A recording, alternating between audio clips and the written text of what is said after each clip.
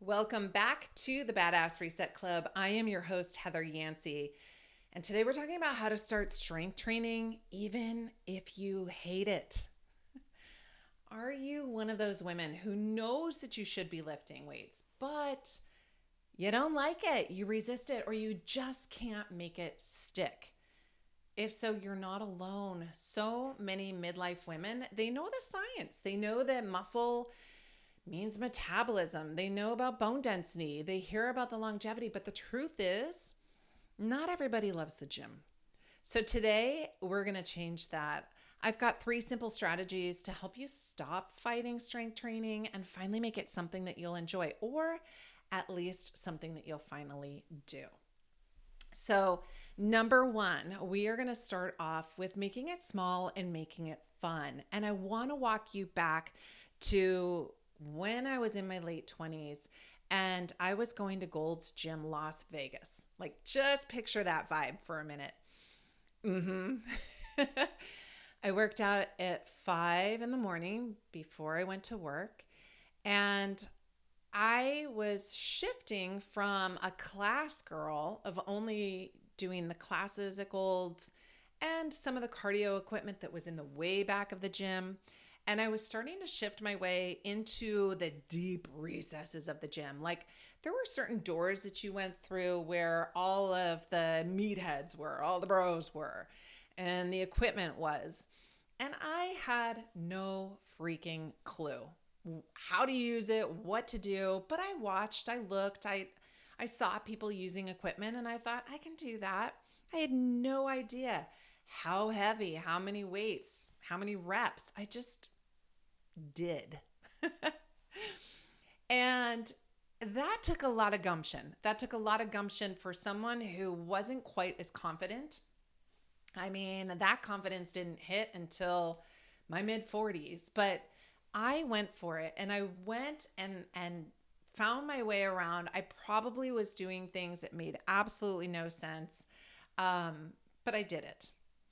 And that is my goal for every woman, to not that she has to go into a gym, but to take that leap and do something really uncomfortable. And I'll tell you about uncomfortable. Uncomfortable got even more uncomfortable when I remember being on the leg press one day and some guy kept going back and forth in front of me. And I was just like, oh, crap, here we go. He stopped, put his arms up on the leg press so I couldn't even like press, and started hitting on me. And I mean, it's 5 something in the morning. I'm a married woman with a little toddler at home. I don't want that. So I'm a nice person, but I put that kibosh on pretty damn quick, and that guy didn't bug me again. And that is something that I want for women to also maybe expect, that when you go into these situations, now it's much more commonplace for women to be in the weight section of the gym. But, you know, at this time period, I was one of few. And so I want women to expect that you might have to do uncomfortable things. And that's okay, because we can do uncomfortable things, ladies. So we're going to start small and we're going to make it fun.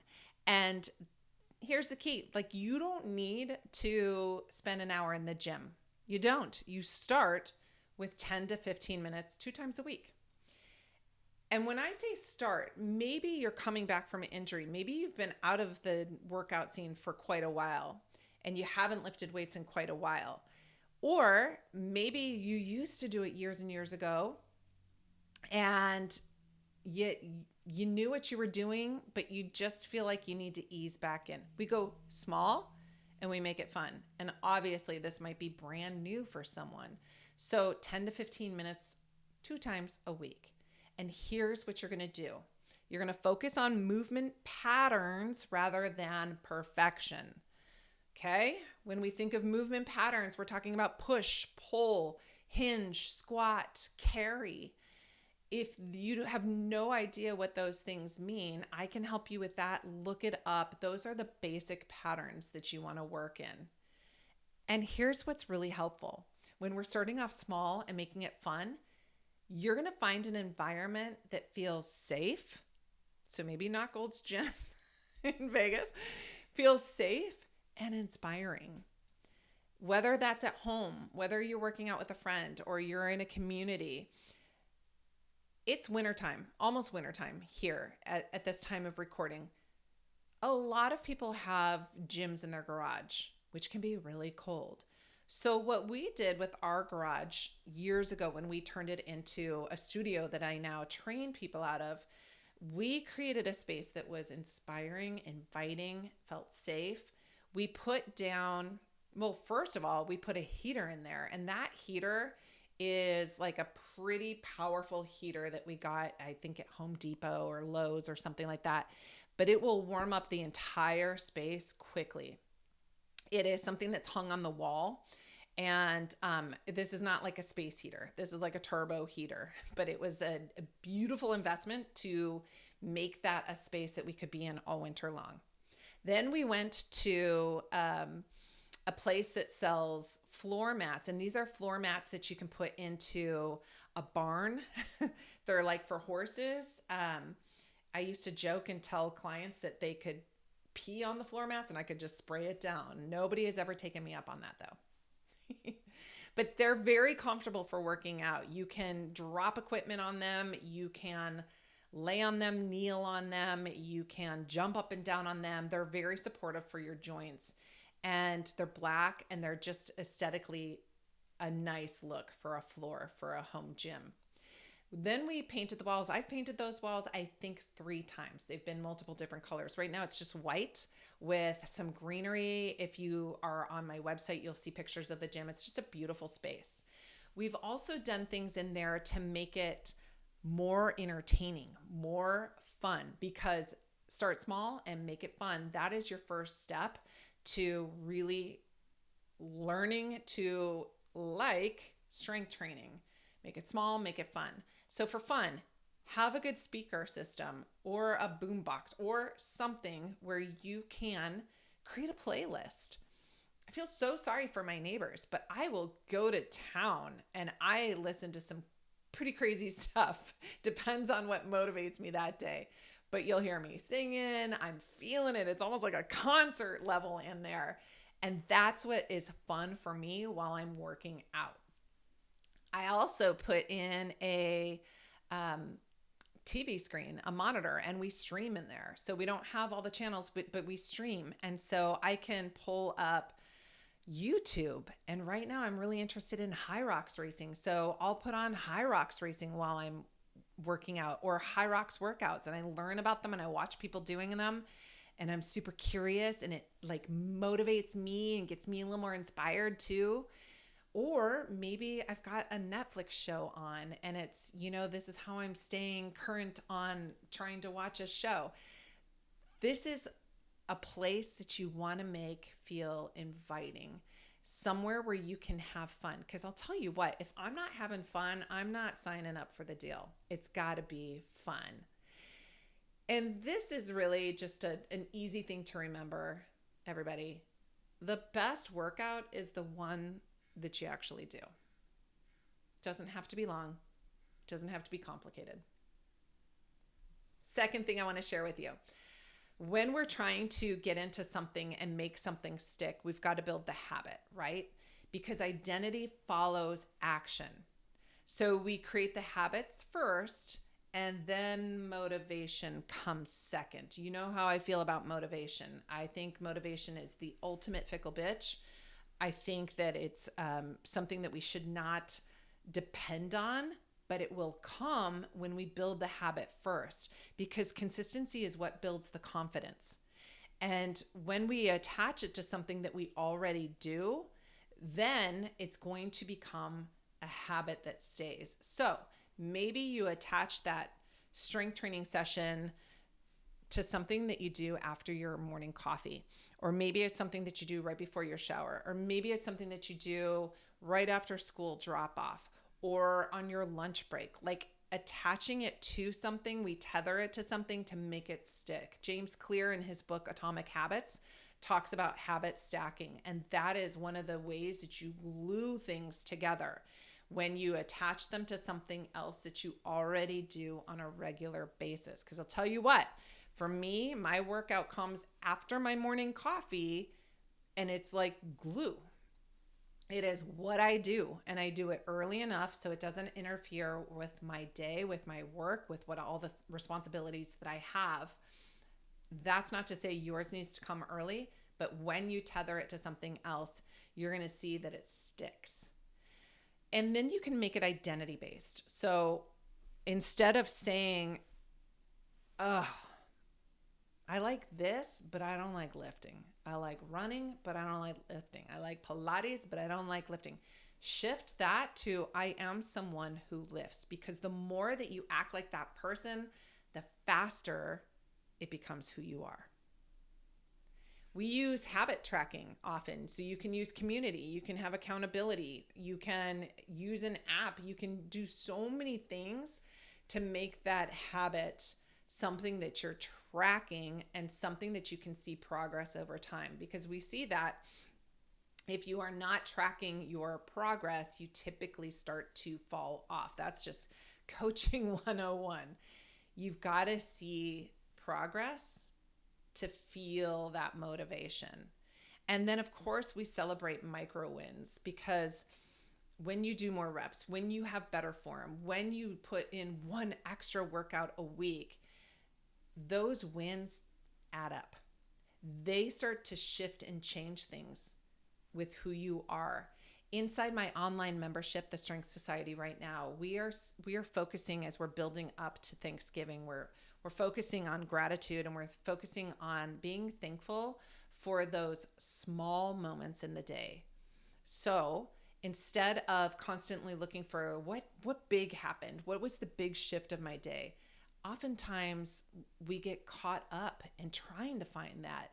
And instead we lose focus for all of those beautiful small moments that happened, micro wins. Yesterday I was driving to an appointment and the sun was going down, and I've never seen the rays coming out from behind the city like I saw yesterday. And I just went, whoa, there's my small win for the day. Like, we need to focus on those little tiny things. It doesn't have to be within movement. It can be anything that happens to you, but just starting to shift that and bringing that all into play, with that becomes a habit when you celebrate those micro wins.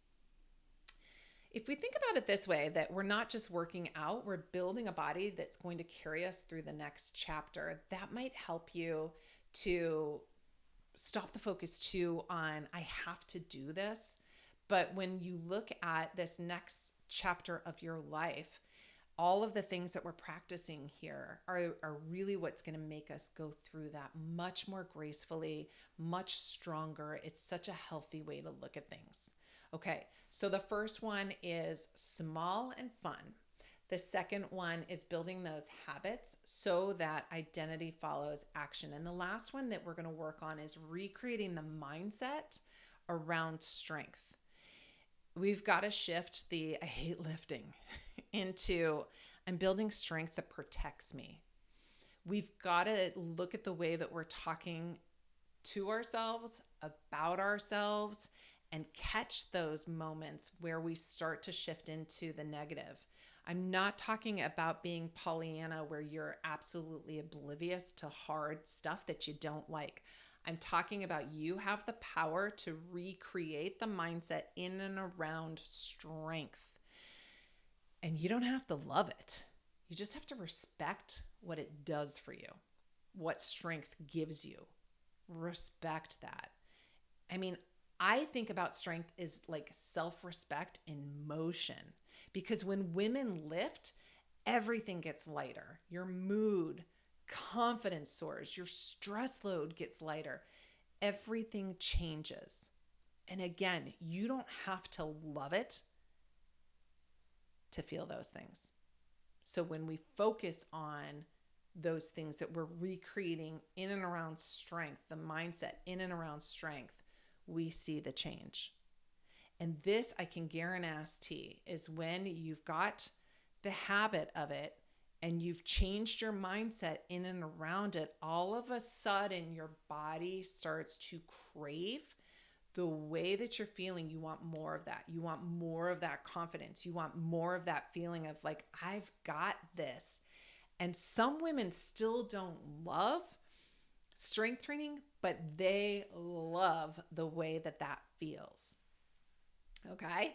So you don't have to love lifting. You just have to love what it allows you to do.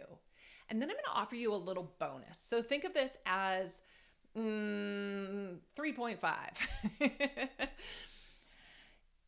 Even if you don't like lifting, and here comes the tough love, it's non-negotiable. We've heard this over and over.